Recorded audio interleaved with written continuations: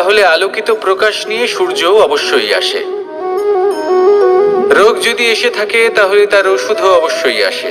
সমস্যা যদি আসে তাহলে সেই সমস্যার সমাধানও নিজে থেকেই আমাদের কাছে চলেই আসে।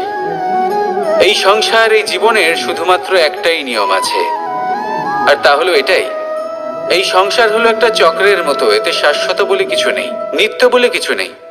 আর যা কিছুই রয়েছে সব বদলাতে চলেছে। যদি আপনার জীবনে দুঃখ থাকে, সমস্যা থাকে, যদি আপনি বিপদ দ্বারা আচ্ছন্ন, তাহলে মনে রাখবেন সবকিছু বদলে যেতে চলেছে। দুঃখের সময় কাঁদবেন না, মনকে আরো দুঃখী করে তুলবেন না, কারণ এখানে যা কিছুই এসেছে তা যাওয়ার জন্যই এসেছে। তাহলে এত চিন্তা কিসের?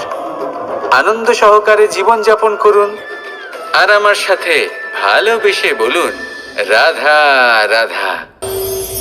যদি কোনো সিংহ বানরের মতো গাছে চড়তে চেষ্টা করে তাহলে কি হবে?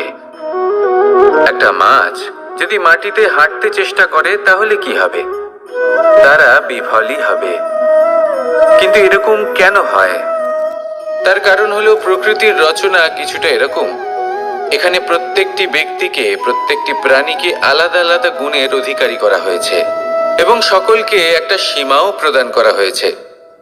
এবার এই যে বৃক্ষ, পশু, পাখি, এদের মধ্যে সেই ক্ষমতাই নেই যে এরা নিজেদের যাচাই করতে পারবে, নিজেদের সীমাগুলো বুঝতে পারবে, নিজেদের সদ্গুণগুলো চিনতে পারবে। এরা সেটা করতে পারবে না। কিন্তু মানুষ তো আলাদা। মানুষের কাছে সেই বিশেষ শক্তি আছে যে তারা পূর্ণরূপে নিজেদের যাচাই করতে পারবে, নিজেকে পূর্ণরূপে বুঝতে পারবে, নিজের দোষ, নিজের অপগুণ, নিজের সদ্গুণ, নিজেদের সীমাগুলো তারা বুঝতে পারবে। আর এটা অত্যন্ত গুরুত্বপূর্ণ। কথায় আছে যে যদি সাফল্য লাভ করতে হয় তাহলে নিজেকে যাচাই করে নিতে হবে। তাই নিজেকে যাচাই করুন, নিজের সাথে পরিচিত হয়ে যান এবং জীবনে কর্ম করতে থাকুন। সাফল্যের শিখরে অবশ্যই পৌঁছে যাবেন। আর ওখানে যদি যান তাহলে এই মন প্রসন্ন হয়ে অবশ্যই বলবে রাধা রাধা। বনের মধ্যে যদি আপনি কোনো বিষাক্ত সাপ দেখেন তাহলে কি করবেন? আপনি তখনই তার থেকে দূরে পালাতে চেষ্টা করবেন। আর এটা কেন করবেন? নিজের রক্ষার্থে। এই কথা আমি নয় মেনে নিলাম, কিন্তু নিজের জীবনে এটা করেন না কেন? আপনি যেখানেই যান, যে স্থানেই যান না কেন, প্রত্যেক সময়, প্রত্যেক মুহূর্তে এমন বিষাক্ত সাপ আপনি অবশ্যই খুঁজে পাবেন। আর সেই সাপ নয় যাদের আপনি বনে খুঁজে পাবেন। এরা হলো সেই সাপ যা আপনাকে পাপ করতে বাধ্য করবে। আপনার অন্তরের বাসনা, ক্রোধ, অহংকার, লোভ, ঈর্ষা, এদের বৃদ্ধি ঘটাবে। দেখুন, বনের এই সাপ আপনাকে একবার ছেড়ে দিতেও পারে, ছোবল নাও মারতে পারে, কিন্তু এই যে পাপরূপী সাপ আছে তা অবশ্যই ছোবল মারবে। কর্ম যদি করেন তাহলে অবশ্যই ফল পাবেন। সেই জন্য যখনই কোথাও যাবেন, যদি এমন কাউকে দেখেন, যদি এমন কিছু দেখেন যে আপনাকে পাপ করতে বাধ্য করছে, তাহলে সেই মুহূর্তে সেখান থেকে পালিয়ে যান। যেমন বনের সাপ দেখে আপনি পালাতে থাকেন। সৎকর্মের রক্ষা অত্যন্ত আবশ্যক। আসুন আর আমার সাথে ভালোবেসে বলুন রাধা রাধা। মনুষ্য জীবনের সব থেকে বেশি গুরুত্বপূর্ণ বিষয় হলো মনের একাগ্রতা।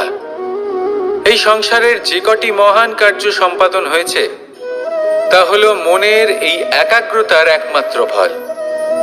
আপনি অবশ্যই দেখে থাকবেন, অনেক ছোট বড় নদী যা বয়ে চলে তাদের সামনে একটা বাঁধ নির্মাণ করা হয় সেই সব নদীর জল সঞ্চয় করতে। বাঁধ হয়ে গেলে প্রয়োজন মতো বা মনের ইচ্ছে মতো তাকে ব্যবহার করা সম্ভব। এবার এটাই আমাদের মনের সাথেও সম্ভব। আমাদের মনের একাগ্রতা আজকের দিনে দাঁড়িয়ে বিভিন্ন ধরনের বিকার, ক্রীড়া এবং ভোগের মধ্যে ভাগ হয়ে গেছে। একে একত্রিত করতে হবে, একটা বাঁধ নির্মাণ করতে হবে, কর্মের বাঁধ। আপনাকে শুধু এটাই করতে হবে, যেটা উচিত কর্ম সেটাই করুন, যেটা অনুচিত কর্ম সেটা করা থেকে নিজেকে বিরত রাখুন। ব্যাস, এই কাজটাই আপনি করতে থাকুন, করতে থাকুন। মনের মধ্যে একাগ্রতার বাঁধ নির্মাণ করুন। আর একবার যদি তা নির্মাণ হয়ে যায় তাহলে যখন চাইবেন, যেখানে চাইবেন, যতটা চাইবেন একাগ্রতা প্রয়োগ করতে পারবেন। আর একবার যদি আপনি এটা শিখে যান, তাহলে এই সংসারকে বদলে ফেলার মতো কাজ আপনি করতে পারবেন, সমাজকে শোধরাবার মতো কাজ করতে পারবেন। তাহলে এই মনকে একাগ্র করুন আর আমার সাথে ভালোবেসে বলুন, রাধা রাধা। আমরা সবাই ফল খাই, কিন্তু আমাদের সেই ফলই প্রিয় হয় যে পরিপক্ক হয়ে ওঠে, যেটা নম্র হয়, আর যে ফল অনেক বেশি মিষ্টি আর সুস্বাদু হয়ে থাকে, যাদের রঙে বাহার দেখা যায়। সেইভাবে জীবনে আমরা নানান মানুষের সাথে পরিচিত হই, কিন্তু সেই মানুষই আমাদের মন ছুঁয়ে যায় যারা বিনম্র স্বভাবের, যাদের বাণী খুব মধুর, যাদের অন্তরে আত্মবিশ্বাসের একটা তেজ, একটা রং দেখা যায়। এবার এমন ব্যক্তি আমরা কি করে হব? ঠিক সেইভাবেই যেমন একটা ফল রোদ, বর্ষা, শীত, বায়ু এই সকল সংকটময় পরিস্থিতির সম্মুখীন হয়ে পরিপক্ক হয়ে ওঠে, সেইভাবেই মানুষ সংকটময় পরিস্থিতির সম্মুখীন হয়ে পরিপক্ক হয়ে ওঠেন। যদি এই সংকটের সম্মুখীন হন তাহলে অভিজ্ঞ হবেন, আর এই অভিজ্ঞতাই শিক্ষা দিয়ে যাবে। এই অভিজ্ঞতা আমাদের শিখিয়ে দেয় যে আমাদের বিনম্র থাকতে হবে। অহংকার করে কোনো লাভ নেই। মধুর বাণীর যে কি মূল্য তা আমরা শিখতে পারি। এই অভিজ্ঞতাই আমাদের বুঝিয়ে দেয় যে উচিত অনুচিত কোনটা, আমাদের দৃষ্টিভঙ্গি তৈরি করে, আর এই দৃষ্টিভঙ্গি দ্বারা আত্মবিশ্বাস জাগ্রত হয়। সেই জন্য জীবনে কখনো বিপদ থেকে দূরে পালাবেন না, সেগুলোর সম্মুখীন হন, অভিজ্ঞতা লাভ করুন, তার থেকে শিক্ষা লাভ করুন, এইভাবেই পরিপক্ক হবেন। আসুন আমার সাথে ভালোবেসে বলুন, রাধা রাধা। ধন সঞ্চয় করা সম্ভব, আর সেই জন্য ধন সব থেকে বেশি মূল্যবান সম্পত্তি নয়। এবার আপনি বলবেন, এ আমি কি বলছি? এই ধন খুব মূল্যবান, আমরা সকলে অর্জন করতে ব্যস্ত। সেটা এই কারণে, কারণ আপনারা জানেন না এই সংসারের সব থেকে বেশি মূল্যবান সম্পত্তি কি। এ হলো সেই সম্পত্তি যা কখনো সঞ্চয় করা সম্ভব নয়। আপনার কাছে যতই ধন থাকুক তা দিয়ে আপনি স্বাস্থ্য লাভ করতে পারেন, বাড়ি কিনতে পারেন, আদি ইত্যাদি, কিন্তু আপনি যতই ধনী হন না কেন, ফেলে আসা দিনের একটা মুহূর্ত আপনি লাভ আর ভালোবেসে বলুন, রাধা রাধা। কনক, কি সুন্দর একটা শব্দ। এর অনেকগুলো রূপ রয়েছে, অনেকগুলো অর্থও রয়েছে। প্রথম অর্থ হলো স্বর্ণ, অর্থাৎ সম্পত্তি। দ্বিতীয় অর্থ ধুতুরা, অর্থাৎ গাছের ছোট একটা বীজ, যা কিনা অত্যন্ত শক্তিশালী হয়। যদি বেশি মাত্রায় এর প্রয়োগ করা হয় তাহলে এটা বিষময় হয়ে উঠতে পারে। এই হলো সেই ধুতুরা যার প্রয়োগ মহাদেবের পুজোতে করা হয়। এবার প্রশ্ন হলো এটাই যে এই স্বর্ণ এবং এই ধুতুরার মধ্যে মিল কি রয়েছে? মিল হলো এটাই যে এই দুটোই মানুষকে মত্ত করে তোলে। ধুতুরা মানুষকে তখন মত্ত করে যখন তাকে সেবন করা হয়, কিন্তু স্বর্ণ, ধন, সম্পত্তি, মানুষ সেটা যতটাই অর্জন করে নেয় সেটাই যথেষ্ট। এই স্বর্ণ মানুষের ভাবনা চিন্তা করার ক্ষমতাকে বশ করে ফেলে। মানুষ সম্পত্তির লোভে মত্ত হয়ে ওঠে, কারণ যে যত চমৎকারী, যতটা অমূল্য হয় তাকে সামলানো কিন্তু ততটাই কঠিন, তাই না? তাই মনে রাখবেন, ধন, স্বর্ণ, সম্পত্তি এগুলো ধুতুরার থেকেও অনেক বেশি বিষাক্ত হতে পারে। তাই এর ওপর আত্মসংযমের একটা কবচ পরিয়ে রাখবেন এবং বিবেকের শক্তির সাথে এগুলো প্রয়োগ করুন, তবেই কল্যাণ হবে। আসুন আমার সাথে ভালোবেসে বলুন, রাধা রাধা। মানুষের জীবনে তিনটি গুণ অত্যন্ত প্রয়োজনীয়: শ্রদ্ধা, বিনম্রতা, যোগ্যতা। যদি জ্ঞান লাভ করতে চান তাহলে শ্রদ্ধার প্রয়োজন, যদি মান লাভ করতে চান তাহলে স্বভাবে বিনম্র হওয়া প্রয়োজন, আর যদি মনোবাঞ্ছিত স্থান লাভ করতে চান তাহলে যোগ্যতার প্রয়োজন। বিষয়টা সহজ। শ্রদ্ধা আপনাকে জ্ঞান দেবে, নম্রতা আপনাকে মান, আর যোগ্যতা উচিত স্থান দেবে। কিন্তু যদি আপনি এই তিনটি গুণ সম্মিলিত করেন তাহলে এমন কিছু লাভ করবেন যা এই সব কিছুর থেকে অনেক ঊর্ধ্বে। সম্মান। আর এ হলো সেই সম্মান যা প্রত্যেক মানুষের নিজের জীবনে লাভ করতে চেষ্টা করা উচিত, কারণ এই হলো সেই সম্মান যার কারণে আপনি চলে যাওয়ার পরেও এই সংসার আপনাকে ভালোবাসবে আর মনে রাখবে। আসুন আমার সাথে ভালোবেসে বলুন, রাধা রাধা। জীবনে গতি অত্যন্ত গুরুত্বপূর্ণ, মতিও হলো গুরুত্বপূর্ণ, এবং তার থেকেও বেশি গুরুত্বপূর্ণ হলো সঙ্গতি। একটা জলের ফোঁটা, তার মধ্যে গতি থাকে, প্রকৃতির মধ্যে তা লাভ করার ইচ্ছে নিহিত থাকে, কিন্তু এই যে সঙ্গতি তা নির্ধারিত করে যে এই জলের ফোঁটা ঝিনুকের মুখে পড়ে মুক্তোতে পরিণত হবে নাকি বিষাক্ত সাপের মুখে পড়ে বিষে পরিণত হবে। এবার দেখুন, এই জঞ্জাল স্বর্ণকারের দোকানের সামনেও থাকে এবং জঞ্জাল একজন ব্যবসাদারের দোকানেও থাকে, কিন্তু জঞ্জাল যা স্বর্ণকারের দোকানে থাকে তা ব্যবসাদারের দোকানের জঞ্জালের থেকে অনেক বেশি মূল্যবান, কারণ তার মধ্যে সোনার কণার সঙ্গতি থাকে। সেই জন্য জীবনে সঙ্গতির উপর বিশেষ গুরুত্ব দেবেন। যেমন সঙ্গতি তেমনই আপনি হবেন।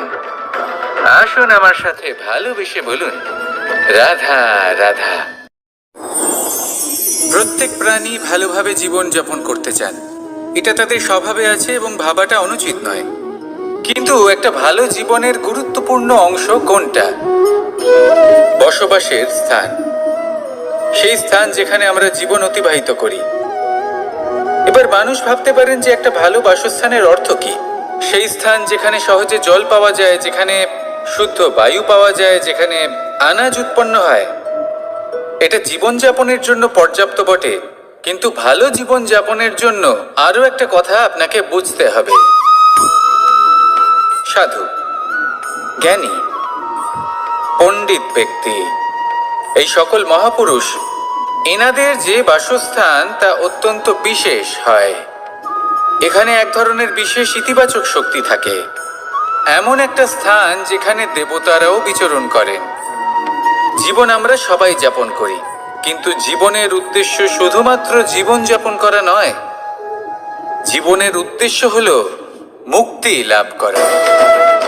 আর এই সকল সাধু, জ্ঞানী, পণ্ডিত ব্যক্তি, এই সকল মহাপুরুষ আপনাকে মুক্তির পথে নিয়ে যেতে পারেন, কারণ এরা হলেন সেই মহাপুরুষ যারা নিজেদের অন্তরের বিকার, অহংকার, ক্রোধ, বিদ্বেষ এই সকল দোষগুলিকে ত্যাগ করেছেন, এদের উপর বিজয় লাভ করেছেন। এমনই একজন ব্যক্তি আপনাকে মুক্তির পথে নিয়ে যেতে পারে। প্রয়োজন হলো শুধুই এনাদের চিনতে পারা, এদের কথা বুঝতে পারা এবং এদের দেখানো পথে চলা। যদি আপনি এটা করতে পারেন তাহলে এই মন প্রফুল্ল হয়ে বলবে, রাধা রাধা। আমি এখানে একা এই বনে বসে আছি, বাঁশি বাজাচ্ছি। কার জন্য? কে আছেন এখানে? কেউ নেই। আমার প্রজা, আমার রাজ্য, আমার পরিবার আমার থেকে অনেক দূরে আছেন। আমি এখানে একা এই বনে বসে এই আকাশের এই রঙের, গাছের এই সব ফলের, মাটির সুবাসের আনন্দ উপভোগ করছি। কেন? আমি হলাম দ্বারকাধীশ। এমন কি রাজকীয় বা ভৌতিক সুখ রয়েছে যে আমি ওখানে পেতে পারি না? সবকিছুই পেতে পারি, তাও এখানে বনে একা বসে আছি। কোন সুখ খুঁজে চলেছি? একা থাকার সুখ।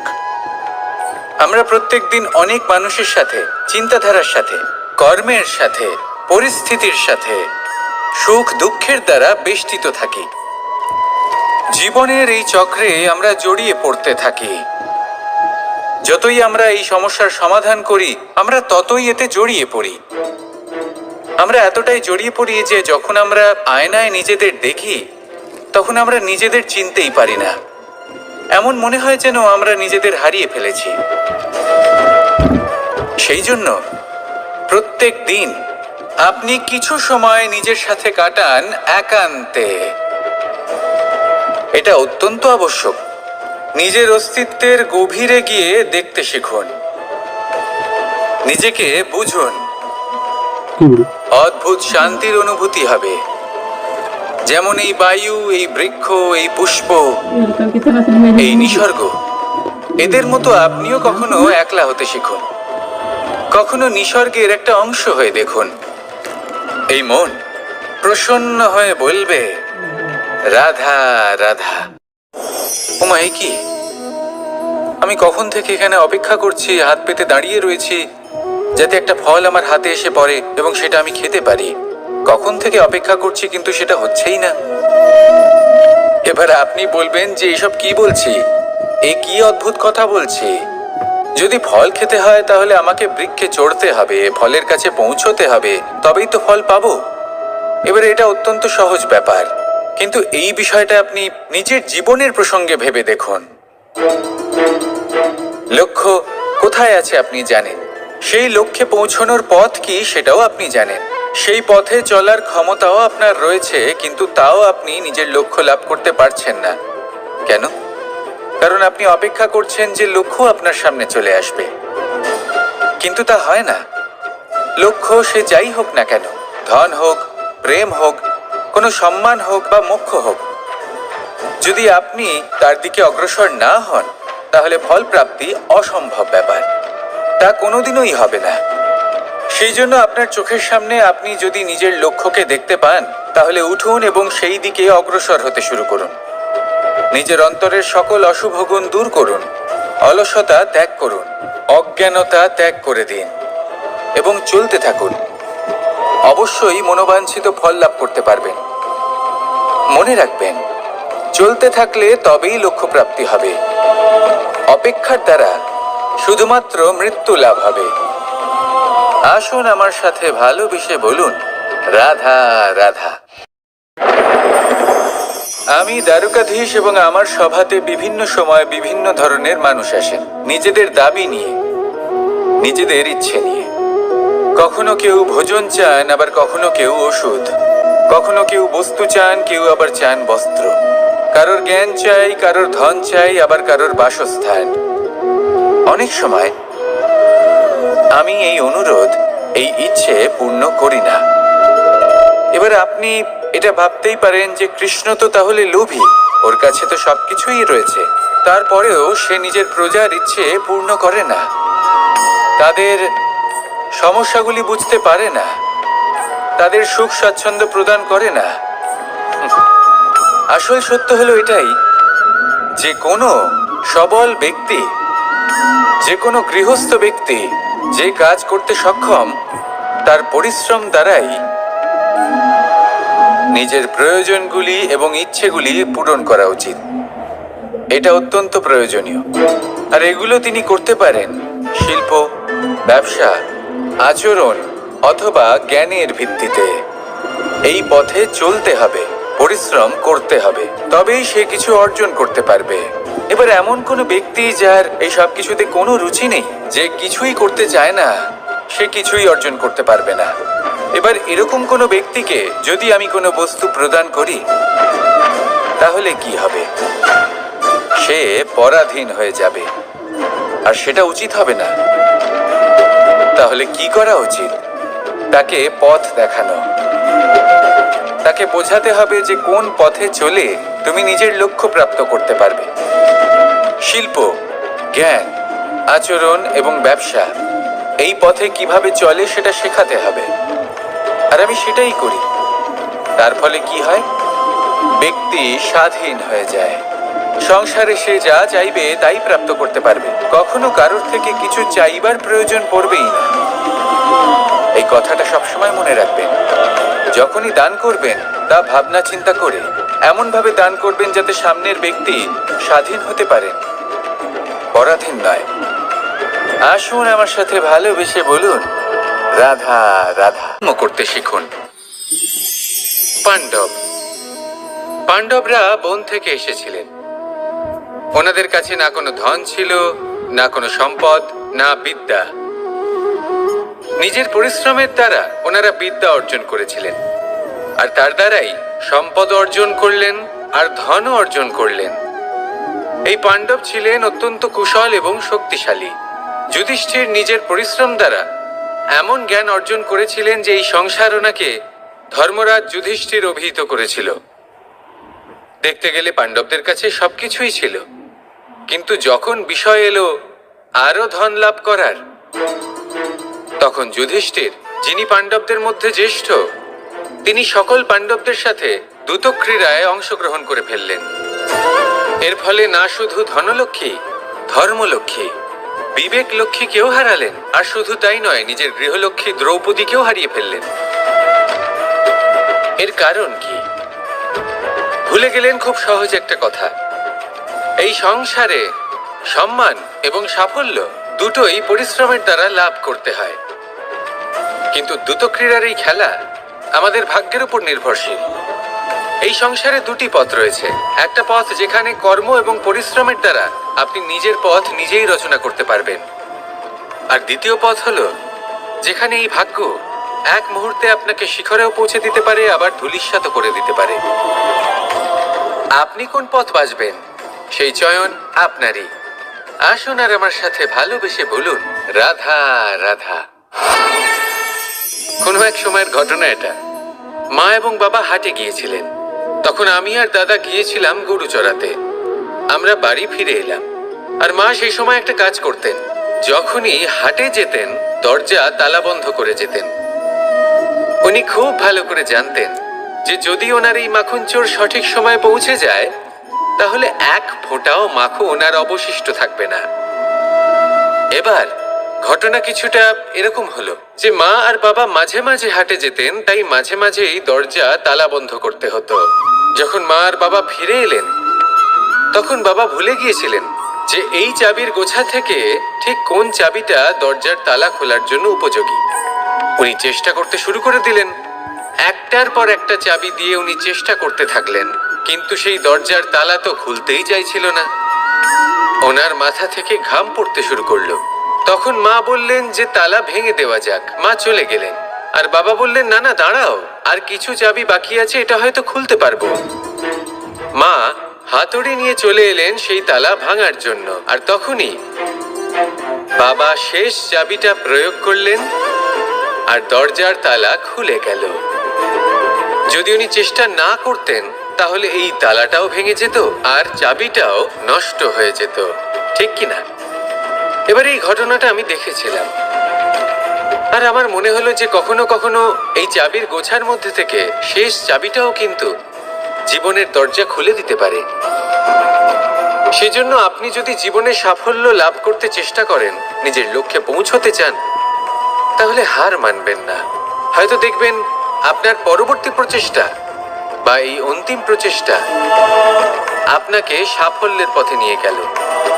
তাই নিরন্তর প্রচেষ্টা করতে থাকুন, জীবনে সাফল্য লাভ করুন। যজ্ঞের আগুনকে শুভ বলে মনে করা হয়, আর সেখানেই চিতার আগুনকে অশুভ মনে করা হয়। এমনটা কেন হয়? এখানে বিষয়টা হলো লক্ষ্য, বিচার এবং সঙ্গের। যখন আমরা যজ্ঞ করি, তখন আমাদের লক্ষ্য কি হয়? পরিবেশকে আরো পবিত্র করে তোলা, ইতিবাচক করে তোলা। আমাদের লক্ষ্য শুভ হয়। তারপরে আসে বিচার। এই পরিস্থিতিতে সেই বিচার হলো অগ্নি। স্ফুলিঙ্গ থেকে তীব্র আকার ধারণ করে সমস্ত কাঠকে পুড়িয়ে দেয় এবং সুগন্ধ ছড়িয়ে দেয়। অর্থাৎ যদি আপনার লক্ষ্য শুভ হয়, তাহলে তা নিজেই শুভ বিচারধারাকে আমন্ত্রণ জানায়। এই শুভ বিচার তখনই আসবে যখন আপনার সংকল্প শুভ হবে। অন্যদিকে হলো চিতার আগুন। এর লক্ষ্য কি? একটা দেহকে পরধামে পৌঁছে দেওয়া। সবার শেষে সবকিছু আপনার উপরে নির্ভরশীল যে আপনি কোনটা চয়ন করতে চান। আপনার লক্ষ্য যদি শুভ হয়, তাহলে আপনার বিচার এবং সঙ্গতি আর তার পরিণাম সবই শুভ হবে। আসুন আর আমার সাথে ভালোবেসে বলুন, রাধা রাধা। এই সংসারের প্রত্যেক বস্তুর, প্রত্যেক পরিস্থিতির, প্রত্যেক আবেগের দুটি দিক আছে। এর মধ্যে পার্থক্য করা সম্ভব শুধুমাত্র দৃষ্টিভঙ্গির দ্বারা। যদি কোনো ব্যক্তি পর্বত শিখরে দাঁড়িয়ে থাকেন, তাহলে উনি এটাই দেখতে পাবেন যে এই জলের ধারা সমুদ্রের দিকে বয়ে চলেছে। আরেক ব্যক্তি যিনি সমুদ্রের কাছে দাঁড়িয়ে আছেন, তার এটাই মনে হবে যে এই জলের ধারা সমুদ্রের দিকে আসছে। এখানে বিষয়টা হলো দৃষ্টিভঙ্গির, আর এটাই সময়ের সাথেও হয়ে থাকে। অনেক সময় মানুষ চিন্তিত হয়ে পড়েন, ত্রস্ত হয়ে পড়েন যে তার কাছে হয়তো খুব কম সময় আছে, তাতে তিনি অনেক কিছুই করতে পারবেন না, আর একটু সময় থাকলে খুব ভালো হতো। তিনি এভাবেও ভাবতে পারেন যে অল্প হলেও সময় বাকি তো রয়েছে, অর্থাৎ যা অবশিষ্ট আছে তাকে সংরক্ষণও করা সম্ভব, তাতে জীবন যাপনও করা সম্ভব। আর এটা নির্ভর করছে আপনার উপর। তাই দৃষ্টিভঙ্গি ইতিবাচক রাখুন। জীবনে দুই ধরনের আবেগ রয়েছে যার কোনো মূল্য নেই। আমার কথার অর্থ এটা নয় যে এদের কোনো গুরুত্ব নেই, গুরুত্ব যথেষ্টই রয়েছে, শুধু এদের জন্য আপনাকে কোনো মূল্য দিতে হয় না। প্রথম আবেগ হলো আনন্দ, প্রসন্নতা। এটা আপনি যে কোনো জায়গায় খুঁজে পেতে পারেন যদি আপনি খুঁজে পেতে চান। আপনি কোনো পুষ্পের সৌন্দর্য দেখে প্রসন্ন হতে পারেন।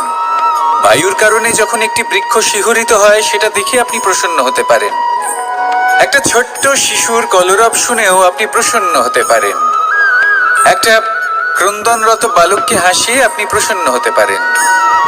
সবকিছু আপনার উপর নির্ভরশীল। সেখানে আরেকটি আবেগ হলো দুশ্চিন্তা। মানুষ বড়ই দুশ্চিন্তা করতে থাকে। আজ আমি এই কাজ করেছি, সেই বিষয়ে চিন্তা। আজ আমি এই কাজ করতে পারিনি, সেই বিষয়ে চিন্তা। কাল আমাকে এই কাজ করতে হবে, সেই নিয়ে চিন্তা। আমি কি সেই কাজটা করতে পারবো, সেই বিষয়েও দুশ্চিন্তা। চিন্তা সর্বত্র রয়েছে, যার জন্য মূল্য দিতে হয় না। যত চান আপনি একত্রিত করতে পারেন। একটা গুরুত্বপূর্ণ কথা মনে রাখবেন, প্রসন্নতা জীবনের একটা নতুন সূত্রপাত। সেখানে দুশ্চিন্তা হলো জীবনের চিতার সমান। এবার এই দুটি আবেগ হলো মূল্যহীন, দুটোই আপনার সামনে আছে। কোনটা চয়ন করবেন আপনি, দুশ্চিন্তা নাকি প্রসন্নতা? সিদ্ধান্ত আপনারই। আসুন আর আমার সাথে ভালোবেসে বলুন, রাধা রাধা। ধন, সম্পত্তি, এগুলো আসলে কি? এগুলো শুধু সেই মূল্য যার দ্বারা আমরা কোনো কিছু অর্জন করতে পারি। এবার এই ধনের দ্বারা এই সংসারে অনেক কিছু লাভ করা সম্ভব, কিন্তু সেই সব কিছুই শুধুমাত্র ভৌতিক বস্তুই হবে, ভৌতিক সামগ্রী, ভৌতিক সুবিধা। অর্থাৎ আপনার কাছে যতই ধন থাকুক, তা আপনাকে শান্তির ঘুম এনে দিতে পারবে না, আপনাকে জীবনের বাস্তব সুখের অনুভূতি লাভ করাতে পারবে না, কারণ এগুলো ভৌতিক ধন। এই ভৌতিক বস্তুই অর্জন করাতে সক্ষম। বাস্তবিক ধন কি? যদি এই প্রশ্ন আপনার মনে আসে, তাহলে তার উত্তর আমি আপনাকে দেব একটা উদাহরণের মাধ্যমে। কখনো আপনি শুনে থাকবেন যে একজন পিতা আজীবন অনিষ্ট করেন, অনর্থ করেন, খারাপ কাজ করেন শুধু ধন অর্জনের জন্য। তিনি ভাবেন যে আমি ধন অর্জন করব আর নিজের সন্তানকে একটা উজ্জ্বল ভবিষ্যৎ প্রদান করব, একটা সুখ স্বাচ্ছন্দ্যময় জীবন দান করব। এবার সন্তান যখন জন্ম লাভ করে, তখন সে ভাগ্যের জোরে সেই ধন ভোগ করে। যেরকম সে পায় সেরকমই তার ব্যবহার সে করে। কখনো আপনি এটাও দেখে থাকবেন যে সেই সন্তান সমস্ত ধন নষ্ট করে ফেলে, আর সেই পিতা যিনি সমস্ত ধন সঞ্চয় করেছেন, যিনি সেই ধনের প্রভু, আজ সেই ধনের প্রহরী হয়ে রয়েছেন। এবার এরকম কেন হয়? এরকম তখনই হয় যখন সেই পিতা বুঝতেই পারেন না যে তার জীবনের আসল ধন কি। সেই আসল ধন তার সন্তানকে সে দিতেই পারে না। যদি পিতা তার সন্তানকে কর্মের জ্ঞান দিতে পারেন, উচিত কোনটা অনুচিত কোনটা সেই শিক্ষা দিতে পারেন, সংস্কারের প্রকৃত শিক্ষা দিতে পারেন, তবে সেটা ধনের থেকে অনেক বেশি গুরুত্বপূর্ণ। এটাই হলো জীবনের বাস্তব ধন। আপনি সেই কথা তো অবশ্যই শুনে থাকবেন, কুসন্তান হলে ধন সঞ্চয় করে কি হবে, সুসন্তান হলে ধন সঞ্চয় করে কি হবে। সন্তান যদি কুপুত্র হয় তাহলে সব নষ্ট করে ফেলবে, আর সন্তান যদি সুপুত্র হয় তাহলে ধন থাকুক না থাকুক, সে নিজেই কর্মের পথে অগ্রসর হয়ে ধন অর্জন করবে আর নিজের জন্য এক উজ্জ্বল ভবিষ্যৎ গড়ে তুলবে। তাই সন্তানকে সম্পদ দেওয়ার আগে কর্মের জ্ঞান দান করুন, সুশিক্ষা দিন, কারণ এটাই হলো জীবনের প্রকৃত ধন। আসুন আর আমার সাথে ভালোবেসে বলুন, রাধা রাধা। একবার একটা শেয়াল বনে বিচরণ করছিল। ও একটা ছোট্ট শাবক দেখতে পেল। ও ভাবলো, আজ একেই আমি খাবার হিসেবে গ্রহণ করব। আশেপাশে দেখলো কেউ দেখছে না তো, কেউ ছিল না। আর সেই শাবকের ওপর আক্রমণ করল, যা হলো একটা ঘোর অপরাধ। বনের নিয়ম অনুসারে আপনি কখনোই শাবকের উপর আক্রমণ করতে পারেন না। তারপর এই খবরটা যখন রাজা সিংহ জানতে পারলেন, সভার আয়োজন করলেন। কিন্তু সেখানে শেয়াল বলল, আমি তো এরকম কিছু করিনি। কিন্তু যদি আপনি এরকম বলেন, কোনো প্রমাণ দিন, এর কোনো সাক্ষী আছে? তখন রাজা সিংহ পেঁচাকে ডেকে পাঠালেন, যে সেই মুহূর্তে বৃক্ষের শাখার ওপর বসেছিল। সে সব কিছু দেখেছিল। পেঁচা সব সত্যি কথা বলল, আর শেয়ালকে মৃত্যুদণ্ড দেয়া হলো। এবার এই কাহিনী আমি আপনাকে কেন শোনালাম? কারণ মানুষও কখনো কখনো এরকম কর্ম করেন যা শিয়াল করেছে। এটা ভাবেন কেউ দেখছে না, যখন আমি অনুচিত কর্ম করতেই পারি। কিন্তু না, আপনি যাই করুন না কেন, কেউ না কেউ অবশ্যই তা দেখছে। কোনো ব্যক্তি না হলেও কোনো প্রাণী, না হলে কোনো যক্ষ বা দেব বা প্রেত। যদি এনারা কেউ না দেখেন, তাহলে ধরিত্রী মাতা দেখেন, যেখানে দাঁড়িয়ে আপনি সেই কর্ম করছেন, তাই না? তাই একটা কথা সবসময় মনে রাখবেন, কে দেখছেন কে দেখছেন না সেই বিষয়ে ভাবা ছেড়ে দিন। এটা খুব সহজ কথা। আপনি যদি উচিত কর্ম করেন, উচিত ফল পাবেন। যদি অনুচিত কর্ম করেন, তাহলে আপনি অনুচিত ফল অবশ্যই পাবেন। সেই জন্য উচিত পথে চলতে থাকুন, উচিত কর্ম করতে থাকুন, আর আমার সাথে ভালোবেসে বলুন, রাধা রাধা। আমরা সবাই জীবনে নিজের জন্য সবচেয়ে ভালোটাই চাই, সবচেয়ে ভালো সুবিধে পেতে চাই, সবচেয়ে বেশি সম্মান পেতে চাই। কিন্তু সবার পক্ষে এই সব পাওয়া কি সম্ভব? হ্যাঁ, নিশ্চয়ই। শুধু একমাত্র বাধা সময়। আমাদের জীবনের কোনো স্থায়িত্ব নেই। তাই যদি সময়ের সদ্ব্যবহার করেন, তাহলে একটু সুবিধে হতে পারে। এবারে দেখুন, যাদের সবসময় স্বপ্ন দেখতে ভালো লাগে, তার জন্য রাত্রি কম পড়ে যায়। আর যারা স্বপ্ন পূরণ করতে চান, তাদের জন্য দিন কম পড়ে যায়। যারা সম্মান পেতে চান, তাদের জন্য সব সময় পরোপকার কম পড়ে যায়। আর যারা জ্ঞান অর্জন করতে চান, তাদের জন্য মনোসংযোগ।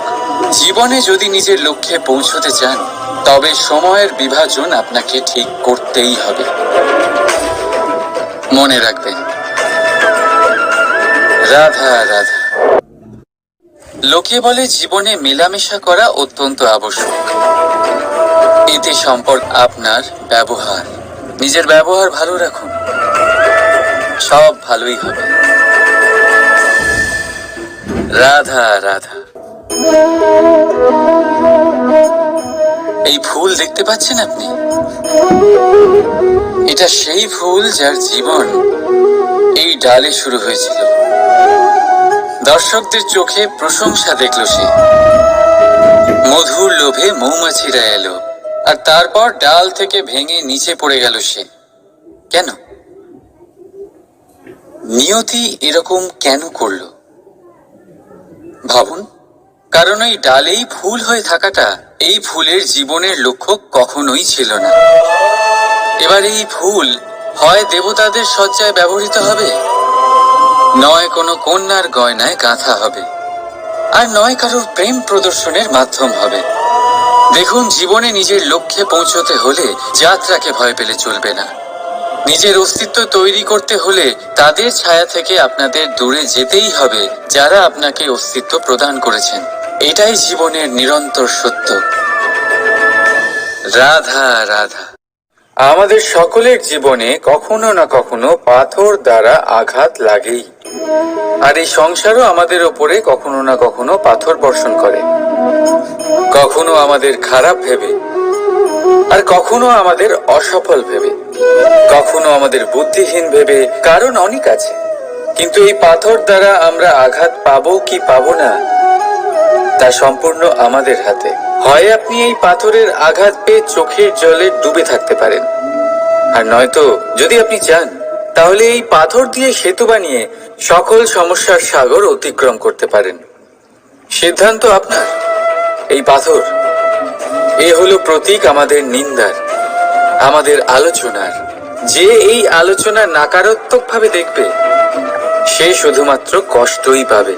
আর যে এই আলোচনাকে নিজের বিকাশের আধার বানাবে, সেই সাফল্যের চূড়ায় পৌঁছবে। তাই মনে রাখবেন, আলোচনা আপনার শত্রু নয়, আপনার সবচেয়ে বড় মিত্র। রাধা রাধা। মিষ্টি জল সবার পছন্দ, কিন্তু নোনতা জল কেউ পছন্দ করে না। এইবার ভাবার বিষয় হলো মুক্তো, যা সমুদ্রের গহ্বরেই তৈরি হয়। নোনতা জলের মধ্যে থেকেই প্রতি মুহূর্তে অন্য প্রাণীদের থেকে বেঁচে নিজের অস্তিত্বকে বাজি রেখে ঝিনুক মুক্ত প্রদান করে থাকে। কখনো ভেবেছেন কেন? কারণ সংকটের সম্মুখীন না হয়ে, চরম পরিস্থিতির সাথে না জড়িয়ে আপনার কখনোই সুখ প্রাপ্তি হবে না। তাই নির্ভীক হয়ে সংকটের সম্মুখীন হন আর আমার সাথে ভালোবেসে বলুন, রাধা রাধা। আমরা সকলেই সময়ের গুরুত্ব বুঝি। সময় আমাদের তৈরি করে, আর সময়ই আমাদের নষ্ট করে দেয়। কখনো ভালো সময় আসে, আর কখনো ভীষণ খারাপ সময় আসে। মাত্র তাকেই সঙ্গ দেয় যে সর্বদা সময়কে সম্মান করে। রাধা রাধা। কোথায় আছে সবকিছু সীমা থাকে,